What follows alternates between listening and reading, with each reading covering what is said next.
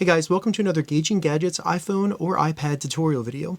In this video, I'm going to show you how to create PDFs from just about anything that's on your iPhone. So this includes websites, images, or even emails that you have on your iPhone. You can use this same method to turn any of those items into a PDF. So the first thing you need to do is simply go to the item that you want to turn into a PDF. So I'm going to turn this website into a PDF. Once we have our item up on the screen, all we need to do is find the little share button, and that'll be a box with an arrow going out of it. So go ahead and select that.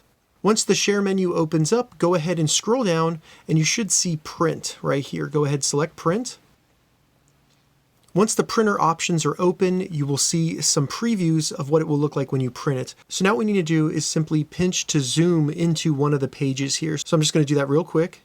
As you can see, it made it full screen and I can still see all the previewed pages. And in this zoomed preview page, you will see another share option. Go ahead and select that.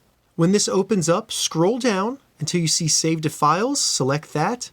And now it's going to give you a couple options. You can change the name of the save file. This will be the name of the PDF, and then the location on your iPhone.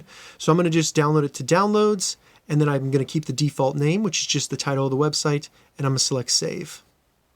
So now it has saved it in our desired location on our iPhone.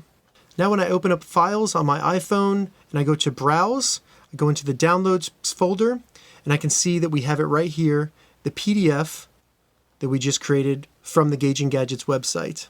And if I go into the info for this file, you can see that it is actually a PDF. So you'll be able to open this on any other computer or MacBook or Chromebook, anything like that. It's very shareable. And real quick, I also want to show you that this is possible with any pictures you have on your phone.